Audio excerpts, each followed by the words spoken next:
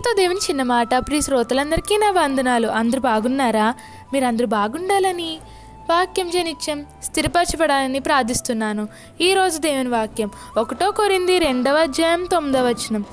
దేవుడు తన్ను ప్రేమించు వారి కొరకు ఏమి సిద్ధపరిచినో అవి కంటికి కనబడలేదు, చెవికి వినబడలేదు, మనుష్య హృదయమునకు గోచరం కాలేదు. ప్రియ దేవుని బిడ్డలారా, టాటా కుటుంబమునకు చెందిన ఒక పెద్ద మనిషి తన రోల్స్ రాయ్స్ కారులో వెలుచు ఒక పెట్రోల్ బంక్ దగ్గర తన కారులో పెట్రోల్ పోయించెను. ఆ పెట్రోల్ బంక్లో 15 సంవత్సరముల వయసు గల ఒక అబ్బాయి వచ్చి కారులో పెట్రోల్ నింపి వారి దగ్గర డబ్బులు తీసుకొని చుండెను.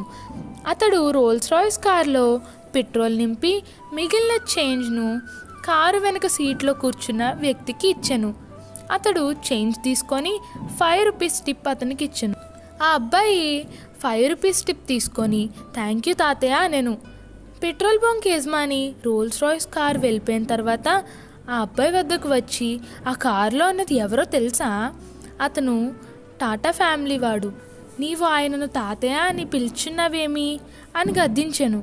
అందుకు ఆ అబ్బాయి ఆయన నాకు నిజంగా తాతయ్య అవుతాడండి అనెను. అతడు తన మనవడు ధనం యొక్క విలువను గ్రహించవలెనని చిన్న పని అయినను చేసి కొంతకాలం డబ్బులు సంపాదించమని చెప్పినందువలన ఆ అబ్బాయి పెట్రోల్ బంక్లో చేరి ఆ పని చేసెను. కాబట్టి ఓ సహోదరి సహోదరుడా, మనం కూడా ప్రస్తుతం తక్కువ ఆదాయం గలవారమై ఉండవచ్చును. రోజు కూలీగానో కార్మికుడిగానో లేదా తక్కువ ఆదాయం వచ్చి పని చేస్తూ ఉండవచ్చును. కానీ నిత్యత్వంలో మన కొరకు అనేక ఆశీర్వాదములు దాచిపడి ఉన్నవి. ఇట్లు మీ సహోదర్ గ్రేస్. మర్నతా షాలోమ్. మా ఛానల్ని లైక్ చేయండి, షేర్ చేయండి, కమెంట్ చేయండి. మరిన్ని వీడియోల కొరకు మా ఛానల్ని సబ్స్క్రైబ్ చేయండి.